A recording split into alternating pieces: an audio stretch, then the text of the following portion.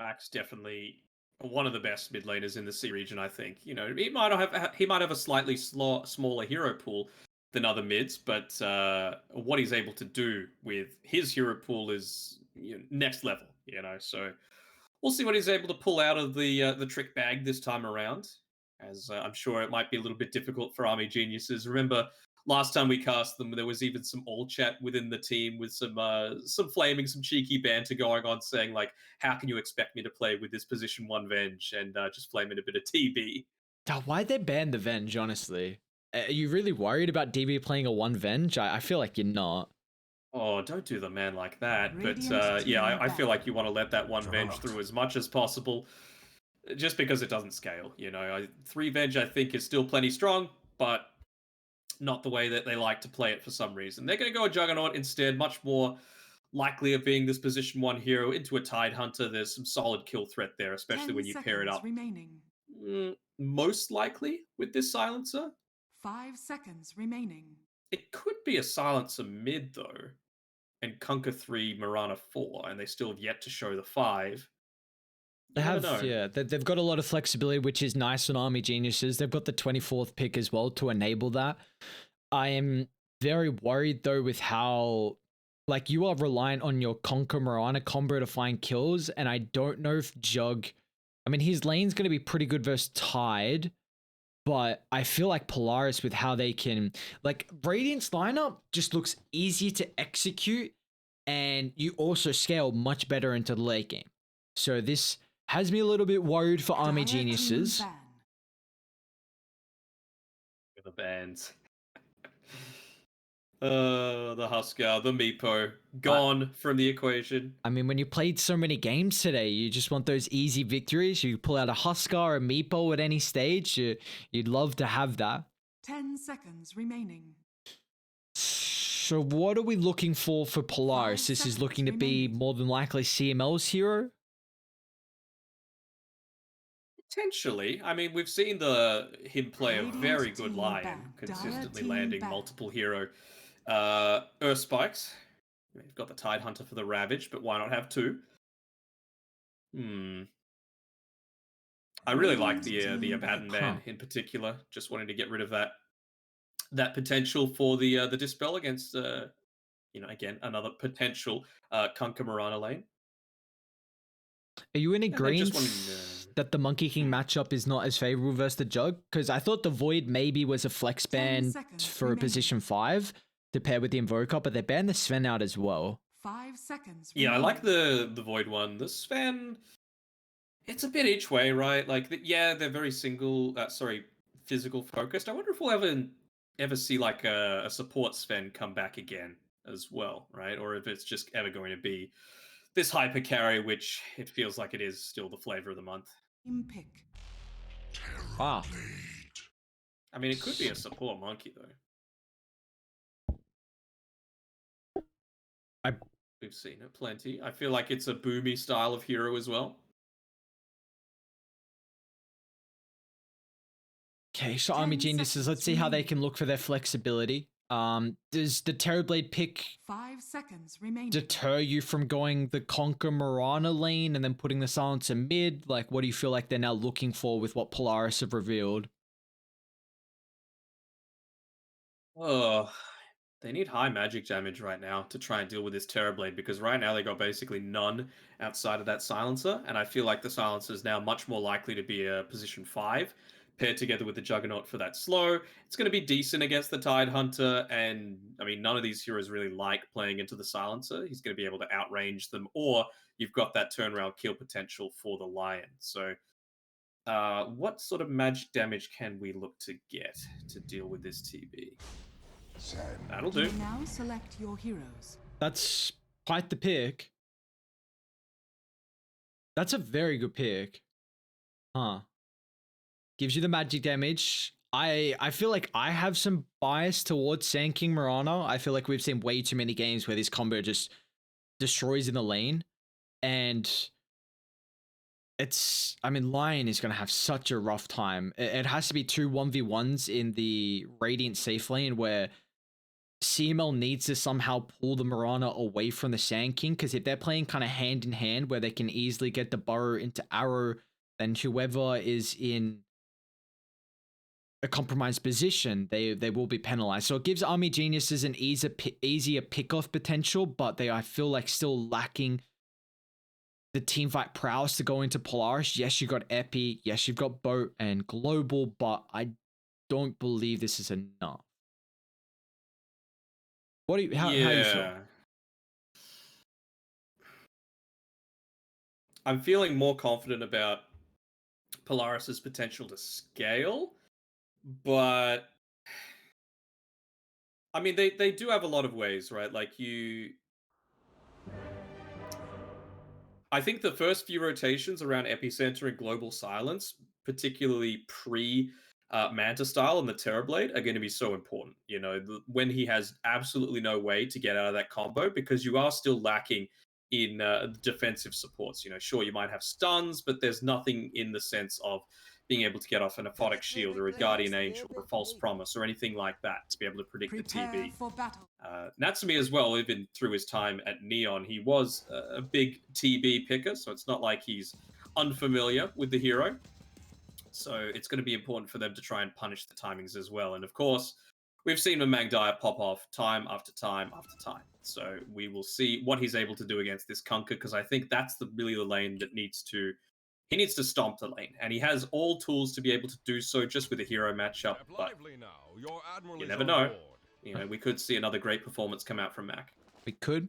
Only time will tell. The odds are looking pretty even. $2.64 to Polaris and $4.42 for Army Geniuses. And if anyone is looking for a place to chuck down your bets for this match, then N1Bet is the perfect place to do so. You can deposit with digital wallets and crypto to bet on the Pro Series Season 8 with N1Bet. You can enter with the code BTSDota on bts.gg/N1Bet and get an exclusive bonus with any wagers. And Danog, I know you were saying about the Conker matchup. I mean, it's also it's a level 30 Mangdaya Conker. We see a lot of teams are putting emphasis on, you know, just banning out this hero because of how incredible of a player he is on it. And I'm intrigued to see how this matchup is going to fare, because Max Invoker is bonkers as well, but traditionally the Conqueror has been known to be a very good matchup versus the Invoker. You just have an incredible way to out CS him with your damage advantage, and Invoker really needs about 3 levels in Kloss where you can really sustain through the consistent chain damage. And then not even that, once Conker gets the boat, and as the game goes on, you've got a great way to just get on top of the squishy hero and just bring him down from 4 to 0. And he's someone who's really compromised by positioning. So yeah, this could be a game where Mangdaya could just pop off. We see it so often on the Conker. Is it going to be another one? You know, time will tell. We've even got the spray there right next to him, looking to back himself out there with the little anime Conker, the chibi. UK is actually getting dived a little bit here on the top side. They do have the Orb of Venom, but it's not going to be enough to be able to pick up the kill. So, did you put out a prediction as well, real quick? I'm intrigued if you put I didn't down. Just yet. Alright, well, we gotta hear it. Yeah. Give me a moment. Yeah, alright. You've had plenty of time. I was listening to you talk about our lovely sponsor. Ooh.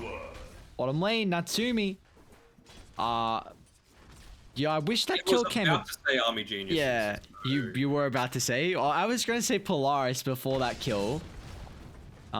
You know, you might not think about it. I will explain my reasoning now, though. Just, yeah, it might give me some backing support here. I feel like late game, the Terrorblade versus Jug matchup is a bit of an issue. TV's got very high armor to deal with the Jug, and the illusions to tank through the, of course, the Omni Slash. It's a bit more difficult now with the Sunder not going through magic immunity.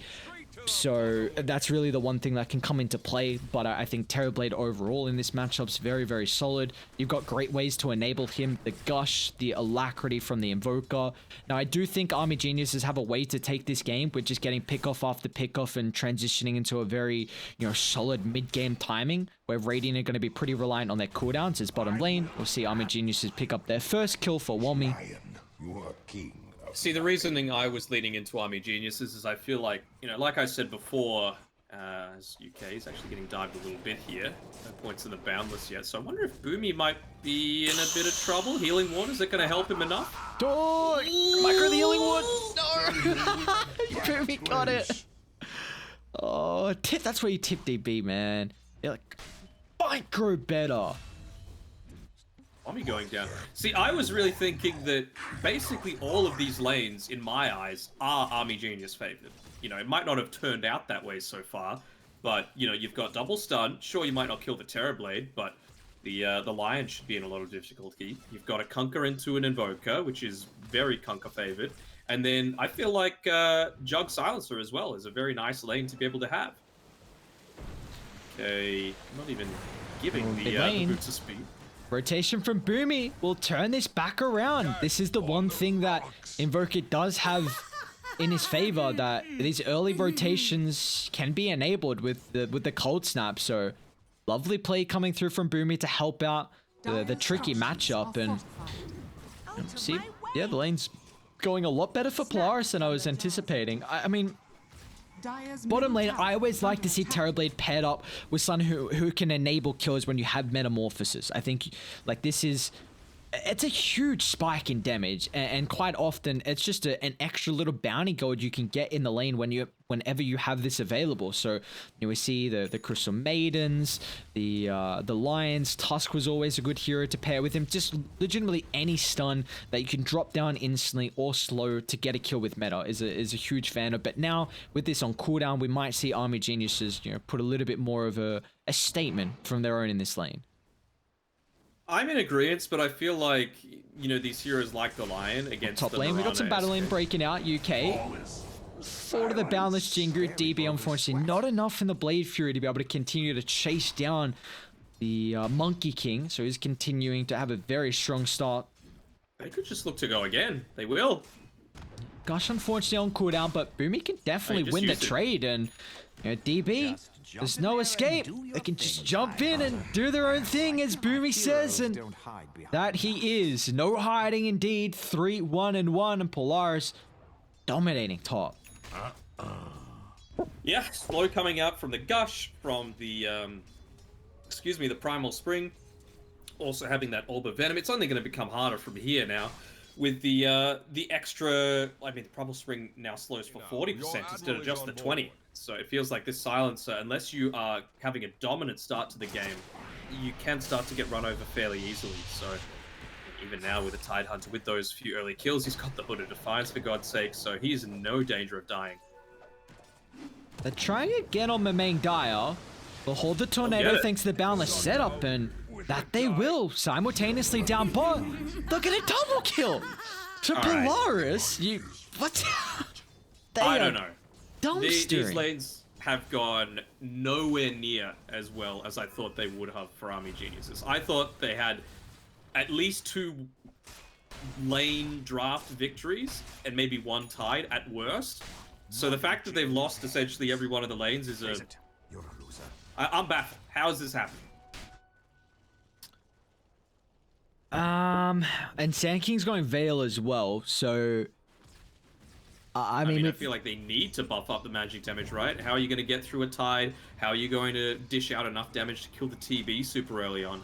It's going to need to be through that spell damage. Do you not feel like the Blink gives them a setup for like Blink, Arrow, then Conquer can drop the combo and that's enough? Because if you try and start with X, then that maybe gives Terrorblade enough time for rotations to come through? Yeah. It's the balancing act, right? I feel like they probably don't feel like they're going to be able to pick up a Blink Dagger because of how dominant these lanes are going for them. Well, I mean, he's got a few last hits now, but he was below the Monkey King for a good minute or two because of how many times he's died and how much kill involvement the Monkey King's had. Yeah, and then that's the question. Is Nico is just going to drop the Ravage up top. DB just hitting the level 6. But it doesn't look like this Omni Slash is going to give him any survivability. Oh, just mistimed the Boundless simultaneously mid lane. That's a big kill though for Mamang Dyer with the rotation from Lim. They might even find CML as well as... Oh, here we go, Mamang Dyer. He can bring it back in a game, especially with his Conquer. Really nice that they Radiant's are able middle to quickly tower clear is out the under wave attack. and have that constant push coming in onto the mid lane tower. Very important as well for Lim that he was there, obviously, of course, enabling the kill, but Radiant a couple of structures charges are into that Urn fortified. of Shadows. They're going to scout out the Dire's fact top that tower there's is a under little bit of a attack. stack going on here towards the hard camp. Of course, it's a little bit more strong. Radiant are scanning. So I wonder if Mamangdai is going to look to try and move over and attempt to take that shortly as Lim runs into Boomy. Do you feel like there needs to be emphasis with the lag? Should Natsumi really be mad with how this lane's gone? Oh, even Mac too. Everyone. Jeez. Now, I have to imagine it's just like them having something on caps. I mean, it'd see whether it be over voice chat or text. Everything is always capitalized. Okay. But just they like the yelling, do they? Yeah. Dude, have you ever been to an internet cafe in Southeast Asia? I haven't. It is. It's an experience. That's an experience in itself, is it? Okay. Mm-hmm. Something that everyone must try? Oh yeah, for sure. Well, smoke attempt coming through here. It's only level 4 onto UK, but they're going to at least be able to scout out this, and yeah, probably popping the smoke as well. They'll see that there's multiple heroes around. Actually running into it here is Mac. Just drop the fresh ward. If they can stop the boat, which Mac will do so successfully, still a nice timing here with the X combination to the arrow, but Mac, he's got so many reinforcements that they'll push back the aggressive front of Army Geniuses, and Boomy's even got some incredible body blocks as UK. No, wait. Oh, okay. Well, they still lose Mamangdai, but you know, at least nice plays doesn't make it as worse of a trade. They're hunting DB top though. He's stuck around for a little bit too long, and again the Juggernaut. It's going to end up falling here, and they should transition this into some decent damage on the tower. Meta about a quarter duration left, though. Stupid that Boomy can just dance over the trees, get rid of the healing ward as well, for a little bit of extra gold for himself, and yeah, this is looking like a very good start for Polaris right now. No, middle lane, Mac. They found the connection once again to set up. We saw previously that they were able to overwhelm the Invoker underneath the tower, but Nico, is he fast enough? He's not. The Ravage, yes, it'll get the kill on the Mirana, but unfortunately not keeping Mac alive, and Boomy, he still feels confident enough to pounce on forward. But they will not have the damage for Mamangdai.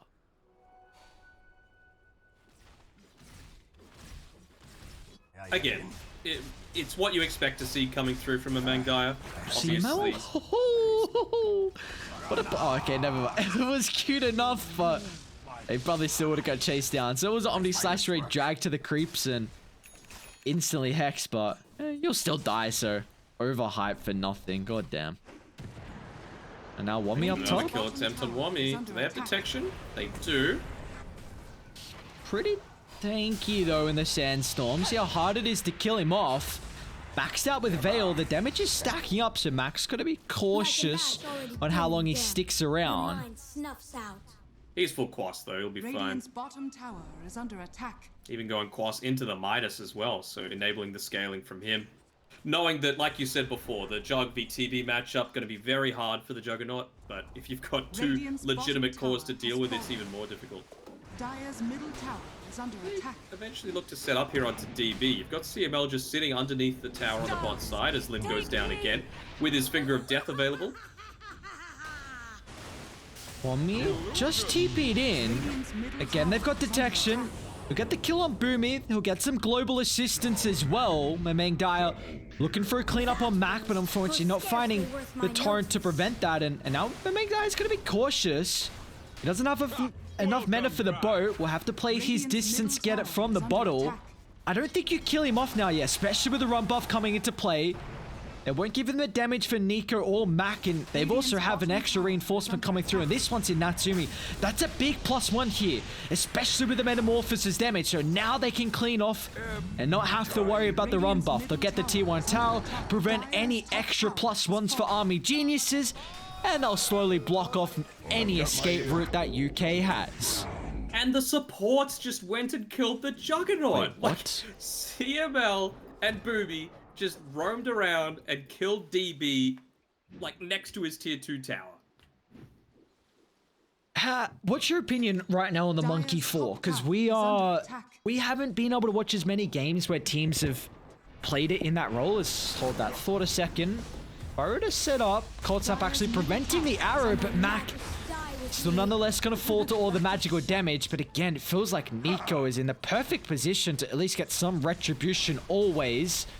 This time CML, no way to be able to bounce off that slash. I feel like that was a little bit vengeful, the use of that that Omni Slash to take out the Lion. Immediately, actually, the Kraken Shell getting rid of that kill potential, and despite having the 4 points in the Blade Fury, not wanting to go for further, I suppose with the Hood of Defiance, not feeling super confident. Monkey 4, I think it's good, but I think it needs to be targeted towards really weak supports that don't have any like escape potential, like ones that if you get on top of, they're food for you. So obviously that careful there, nearly down for me. It just provides you so much, right? Like, you've got a Night Stalker, he provides you vision. Monkey King does the same sort of deal. You can very quickly go and get some deep smokes off, which is a nice little bonus. Sorry, with a smoke, get some deep wards off, which is a nice bonus. You've also got the potential for catch with a Boundless Strike. I think the Tree Dance, though, 80% slow for 3 seconds is kind of nuts. Yeah. Yeah, it's... And you are someone that can kind of just clean up farm across the map, play the dead lane at a very easy rate with your mobility, and you often are wanting to max out your Primal Spring. You're not looking into your man fight, so no points necessary. One for the lane in the Jingu, but apart from that, nothing much further. And it's kind of cool as well, because you can kind of utilize the Wukongs as almost like a tombstone in a way in fights, like Undying. So it just gives you a huge area to crowd control. Yes, exactly. Space denier. And whether you need to fall back on that area as well, potentially, as Wommy. Try to get a little bit of aggressive farm towards his blink. So, like, I don't hate it at all. And, you know, you kind of see how he can get the farm. I mean, he's already got... He's pretty much neck and neck with Sand King, which we will say, like, Wommy's definitely not had the strongest performance, hence why they're so close. But, you know, a Solar Crest is going to be incredible versus the Terrorblade. I was saying how much they could amplify him with the Gush and the Alacrity, but, you know, now if they itemize into it, it's going to be even more. Even just using it on the TB as well. Like, he's used it a couple of times already. Yeah, they just popped the smoke. They don't even know what to do with him. And now they can take the fight because they've got the vision advantage. Like, it's... I jump into the torrent. Step lively now. Your admiral is on board. Seems like even just an immediate counter smoke. Yeah. Smoke popped. Oh, Wommy. hello, Wommy. At least he finished the blink before he died, so that big item completed, but CML is going to zap him down for his second charge in the Finger of Death, and a kill into an objective. I don't believe they teeter towards Roche afterwards. Can they? 2 points Gush, Solar Crest? Ravage available. Dire's middle tower Why not? They will. And Mac. Yep, Solar Crest, Gush, Ravage, Boomy just standing up here, preventing any kind of smoke attempt from coming in. Doesn't have the Wukongs yet, but actually they're gonna back on up. Okay. This would, like, if Army Geniuses... Again, another... Smoke immediately popped, yeah. Like, if Army Geniuses are going to come back into this game, it feels like it's around a choke point fight. Even though Radiant have very good area control as well, but, like, you're giving an opportunity for them with Epi, Boat, Global, you know, DB. We haven't seen the Omni Slash do as much damage as well. It feels like this Blink Veil Epicenter needs to go perfectly, and dude, this going in Kraken onto a Shell. Tidehunter. Instant Ravage after the slash, Nico, what a timing! Oh, DB might still just be able to scurry away. But my god, that was almost a disaster. Cool little play as well on the Tidehunter. So he had the hood not yet created into the pipe. He kept the pieces locked so that you could use the hood buff to protect for the, I think it's 400 magic damage, and then immediately assembled into it after, so we could get the second round of it, enabling his survival. Step lively now. Your Want me- admiral is on board. Feel the blink here to try and kill off CML. The lion's heart. And simultaneously top, though, they're making an attempt on Mamang Dyer. Now, they don't have the Spirit Vessel, which would have been very important to clean him off, but it looks like the Boundless is enough setup, as Mac has already got more than enough points here in the Exort, thanks to the help of the Midas.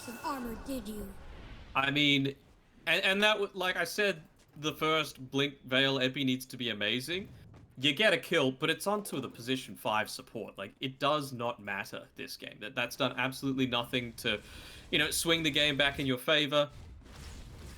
Seems like an odd decision for mine, based out of necessity, as opposed to, you know, oh, we're getting another pick off and we're denying the support any kind of way to have a game. No, it's the exact opposite, actually. It's a support baiting something out that really shouldn't be used on him.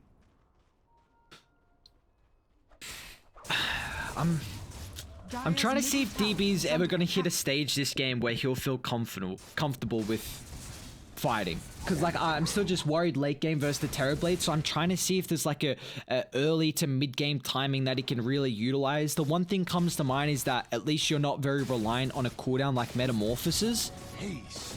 Well, I feel like he's kind of reliant on Omni Slash at this stage. Yeah. Like, you saw him use it on the Tide, and the Tide got tickled by it, basically. So I feel like his game plan is you got to take out the supports first, and it's a very heavy commitment that's needed to take out these supports, but at least then you can, you know, maybe look to have the follow-up from the rest of your team, because you go on the Terrorblade, tons of armor. You go on the Tide Hunter, Kraken Shell. You go on the Invoker, he's probably just going to be able to Ghost Walk away and be totally fine. Juggernaut's not going to be carrying a dust. Mamang Dyer is getting chased down. They might have to drop the Ravage. The Global Silence is going to prevent that. They're going to be careful. Nice They've one. overstepped their hand, and now there's the Epicenter coming to play. They'll drag back Nico. Tornado giving him some space. Still, Ravage is available. Won't be fast enough to get it off this time as Army Geniuses swing a big fight back in their favor. Can they roach with this is the key question. So many times we've seen people get picked off. They won't have the healing ward since CML looked to turn around and snipe that with what was left of his life. So it'll make this a little bit more difficult. And maybe, yeah, if you make these kind of plays, you might be able to dissuade Army Geniuses away from looking to take it. Oh. Swami? Oh. People, they're all having to get out of dodge here. Radiant coming over. Oh, this is scary. Natsumi's almost got scary. BKB on the Courier too, but they need to get inside the pit. Roche is about to fall. BB should be able to claim this with no contestation. They've used the Blade Fury early. If Boomy can catch up. Also got a great ward of the high gun as well. Army Geniuses. I don't know if they can turn this back around after the second life is claimed. They have to make an attempt though. You can't let him go away for a freebie. They'll target down the Monkey King. Boat soon to fly as well, but the Torrent prevents the Ravage once again. But Natsumi doesn't matter. It's going to look to stand his ground with the BKB. Reveal the Cataclysm as well. Will clean off Limb. Mamang Dyer about half health to play with too. But they do keep at least the Juggernaut alive. Yeah, they get something out of it. A little slow on the Cataclysm, has to be said, but still, they use their abilities to fairly good effect, still holding on to that 5k net worth lead and not allowing Army Geniuses to come back into that game with the Aegis essentially being immediately reclaimed. So they've still got control over mid. Mid tower still looking fairly healthy. That means that Natsumi can continue to farm and extend his net worth lead. Yeah, what's he looking for next here? Scotty. That is going to make it very difficult here for Army Geniuses to blow him up. 7-0 and 5. Bax having an incredible performance as well. The fact that he already has Aghanims and is working into a BKB as his next item, he's just going to scale so well.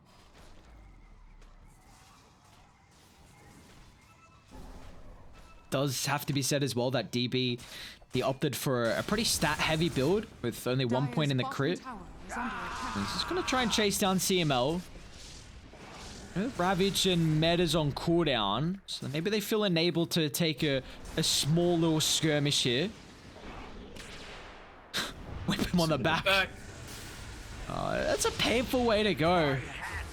Or CML. Whip before he dies and Radiant's middle tower is under then attack. getting the chop of the head. Radiant structures I are forget who was fortified. it, but someone did the maths for it, and like essentially going the stats build with just the 1 point in crit is actually pretty damn efficient, you know, because not only does it give you the extra damage from the agility coming through, but so much more survivability as well.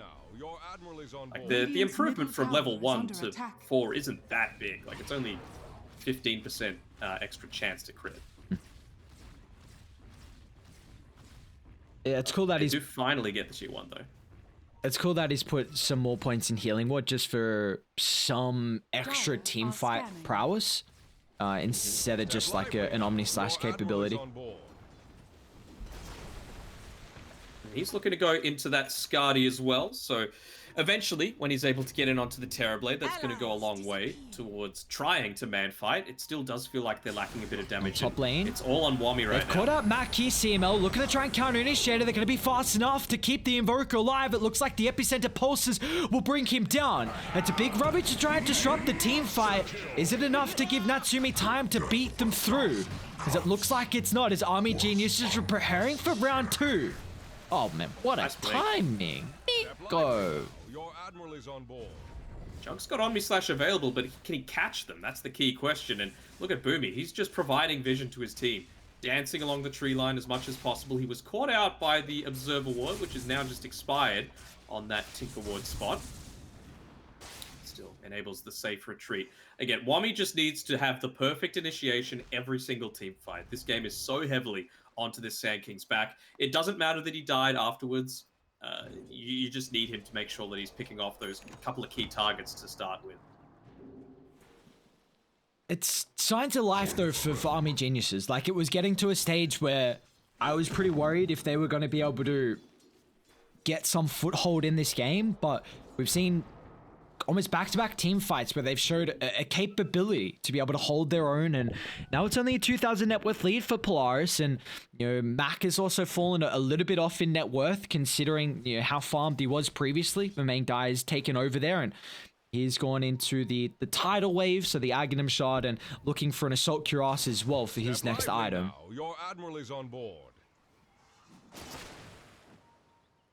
Would you say this is more like team fights with how Army Geniuses, they're so close with each other, they've been playing together for the longest time, they've got a really solid connection. lively now. Do you feel Your like that's admiral is more on board. muscle Radiant's memory bottom tower than, is under let's attack. just say, laning, for example? Dire's top tower is under So attack. say that Team again. I fight was versus laning. Dire's structures Team fight are versus laning fortified. stage. Do you feel like team fight is more Radiant's based on bottom muscle tower memory is of, under right? attack. Like, okay, you're gonna go in first, then you're gonna do this, versus laning stage where it's more like individual. They caught out Boomy. There's no way he actually gets his TP up. Boomy? Oh my That god. was close.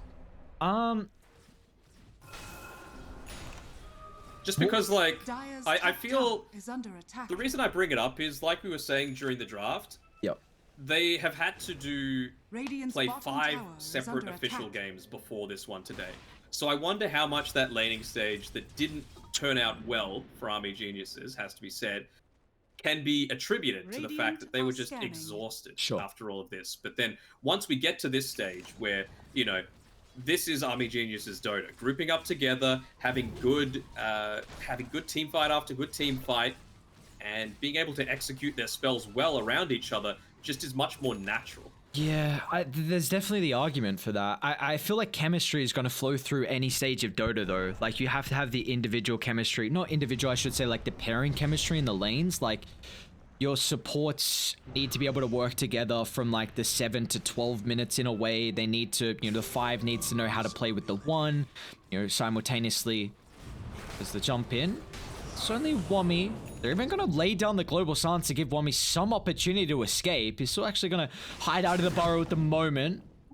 You'll blink in a couple seconds. Is it perfect? It is. Tornado just shy. And now they've given themselves an opportunity to drag back Nico to the arrow. Radiant, they still need to hold their mark. They know that Global's on cooldown, so Nico is just going to rev up the Ravage, setting up for the Cataclysm as DB now has to reposition himself. We'll get back to a respectable position. They're going to look to a smoke. Dire's middle tower is is under Into attack. Boomy though. This Oh, goddamn monkey. Again, Boomy to pop it. CML, he jumped on forward. They're going to be cautious, not blow up the line. But meanwhile, Natsumi on the outskirts of the Wukongs just enabling the Terrorblade to freely right-click. They've killed off DB. They can transition forward for Wami as Polaris looks solid here in that team fight after a lot of ultimates were expended. They got a lot of value out of that healing ward, but unfortunately for DB, he didn't drop his Omni Slash. You know, he was being heavily targeted towards the latter stages of that around the Wukong's command, and, well, maybe he had a similar issue that my computer did in that the frames just dropped by half as soon as all of that action was happening. You know, reflection, conjure image, and Wukong's all dropped at the same time. So Boomy's doing way too much for them. Like, there's argument for this Monkey King to be banned out. With how... I think it's, like, it did get nerfed, but I still think it's a really strong position one as he just eats an arrow. Does it matter? I don't... I don't think it matters. Yeah. Yeah, there's huge argument for it to be banned out. Like, they can give it to Natsumi if they want, and with how well Boomy's played it, I really would not hate if they just first picked it. Yeah. I mean, it's. I feel like it's just as strong, honestly, as the position one. That you don't even need to shoehorn it into this this position 4 role that seems so viable these days. Another issue that I'm seeing, unless Army Geniuses are having like win after win where UK isn't dying super early on into the team fight, he's building into the refresher orb. You do not have enough mana to be able to get off a global silence refresher or global silence. Like, you are a good 300 mana short of your full mana pool. Where are the mango trees? What the hell? Come on, Gaben. You gotta play Nemesis to get mango trees again. Dude, I miss Nemesis. Do you? Oh, I was enjoying it. I could do my my cavern crawl with it. It was fun. I liked it. Value. I wonder how Tidal Wave interacts with Monkey on the tree. Like, does it Radiant are scanning. push him off, if that makes sense? I believe so. I don't know. It should stun theoretically, but for some reason I feel like it doesn't. Theoretically. Theoretically. But this is conceptually. This is Dota. Conceptually, I should say. A lot of things that probably should work in Dota. Theoretically, according to my calculations, I believe the Monkey King will be stunned afterwards. Weird chant. Army Geniuses, they're gonna have to get in the area fast, otherwise it's gonna be a second free roach for Polaris as we got the Aghanim Shard, Ages available, and, well, they know exactly where AG are at the moment, so they are not worried at all. I wonder who's even going to take this. Could it be Leon that ends up taking the Aghanim Shard? Don't give it to Invoker. He doesn't need triple meatball. Yes, give it to the support. No, give it No. to... You can really tell who's the support player, can't you? Like, what is triple meatball going to do? Bro, look at... It's gonna look so awesome. Alright, we'll see. It knocked him off. It didn't stun. Boomy still is gonna eat the full duration of the Epi. They're gonna try and overlap the global silence to prevent the counter initiation as it hasn't come through just yet. They're able to lock onto a target on Polaris. They'll drop the Cataclysm just for limit the moment. Wami's just gonna do a drive-by here, but he straight away bursts it down thanks to the Finger of Death. Natsumi's actually going to think about walking up high ground. I mean, he's got the Aegis, BKB, Meta as well, so he feels like he can man fight, but the only issue is there's multiple magic immunities to prevent the Sunder. Can he find a target? He'll use it on Mac. There's no combination with the Ravage, though, so Nico just sacrificed his life. The rest of Polaris were looking for a reset. CML, will he get the same fate? +2, baby. All right, he's getting close to the point where he can actually use two global silences. My brain's growing. Even just leveling up, right, is gonna help. Decent int gain on the silencer, nearly 3 per level. Even in some of those talents, do you feel like they're as important for a silencer support? I feel like the 10 is definitely nice, but I don't know about the other ones. 15 is. Arcane Curse Slow is always going to be great. Sure. Especially when you've got a Juggernaut and a a Sand King on your lineup, 2 heroes that need heroes to clump around the similar sort of area to do a big portion of their damage. You know, it's a 6,000 net worth lead for Polaris. Are you still confident with how this lineup is able to perform? As Womi's actually caught out Mac. Boom is going to try and lay down the Wukongs, give Mac a little bit of space here to turn, and that he will just drop in the triple meatball. He's already shown some value here with a fresh Aghanim shard. That's a dieback as well, so they know that there's no Sand King available for the next 80 seconds, and you have to feel that Natsumi is going to feel very confident. You can see there the lines just drawn in on the minimap. They know that they want to push up this lane as quickly as possible. Even Nico. I mean, he's not going to have the Ravage, I suppose, which is a little unfortunate, but I don't feel like you need it. You know, you just want to pop the meta and continue pushing on forward. Yeah, I Also, don't know getting how max Dai value can out of test that it. Aegis too. How long they got left on it? Oh yeah, 2 minutes. Plenty 2 minutes. of time. How do you contest just this? Like, there's no way to ratting as start well. the fight. Yeah. I'm sure Boomy's just going to look to hop Maybe around in the trees as well. Maybe a tidal wave, torrent, arrow. Okay, that's crafty. He doesn't even need to meta though. He could just hit the tower and melee for. Poor Boomy. My health, it's gone. Oh, jump. Boundless is off the mark. The global silence should give Meng Dai some time to get the BKB off. Now he's actually going to look to turn to deal with the backline and giving time for DB just to siege Natsumi, but you recognize that the Terrorblade is just unbeatable right now. He's stuck inside the creep spot. Dire's middle tower Then what has can you do fallen. versus him? I mean, it's not the worst though, right? Like, you kill the Lion, you used another BKB charge on the TB, meta's used, and you know that they've only got about a minute or so left of that Aegis. So I feel like, as long as you've got the timing right, it opens up a little bit of a window here for Army Geniuses to look to make a play. I'd say at about the 35-minute mark, well, I was about to say at 35-minute mark, they're going to go for a smoke, but they're clearly feeling a little bit more confident than me. I thought they might look to wait for the next use of the Global Silence just to be able to try and take down this TB right when that Aegis expires. He's even holding his BKB in his backpack, so that cooldown's going to be even slower, going at half the rate of refreshing the cooldown. Boomy again, just doing a fantastic job of breaking smokes. I think they actually pinged in the trees that the Tidebringer connected onto something. Step lively now. Your So admiral stupid. is on board. Level 18 as well on Boomy. Or killing him off is going to be that much more difficult. See, now's when they should smoke, in my eyes. Yeah. Global's available in 15 seconds. And You MKB. MKB's available. Aegis is gone. Radiant's He top tower shouldn't is have under BKB, attack. but he will because they haven't been very active. So it's a big window that unfortunately Army Geniuses have missed because of playing a little bit passive. A big part of that is the fact that Boomy's been there trying to split push as much as possible. Just toss the Primal Spring, bound the strike, and then leap straight on back into the trees. I mean, you can't make plays if your lanes are not in a position to do so. And this is what the Monkey King just completely nullifies any opportunity of Army Geniuses. You see, they're still scouting with Mirana's Courier. It's... I might get him. Whoop, whoop. It's just, Dire's my courier god, has man. been Boomy's doing so much. It's crazy. Again, you cannot make plays if your lanes are not in a position to enable it. And now mid, they're vulnerable. Instant Hex, Global Silence, overlapped as well, DB. Will just get away. That was a refresher used for the Cataclysm. So a big commitment to try and blow up DB. Unsuccessfully, however.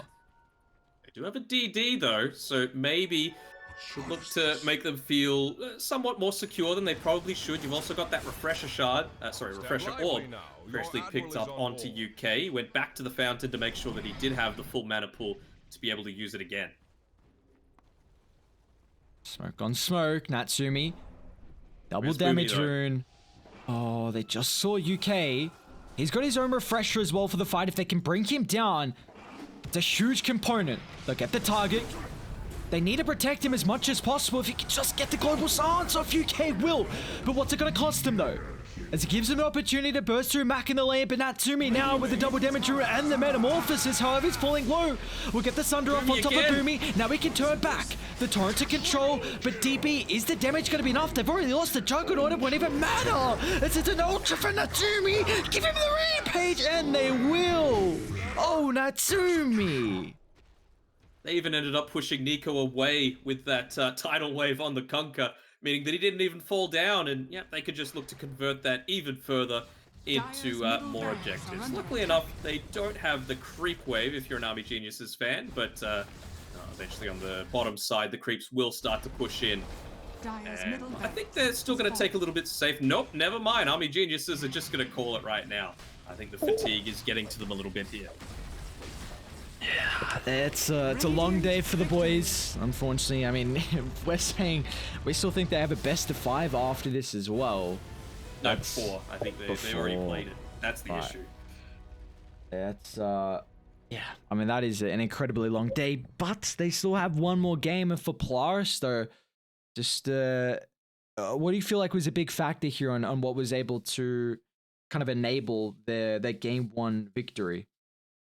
Lanes went horribly for Army Geniuses when they had the advantageous hero matchups in my eyes, and Boomy just played astonishingly well. You know, creating so much space, giving so much vision, breaking, I think it was 4 different smokes, and just purely his itemization as well, right? Just comboing together with the Gush and his Solar Crest as well to perfectly enable Natsumi, who did not die. 15-0-5, ending the game with a Rampage.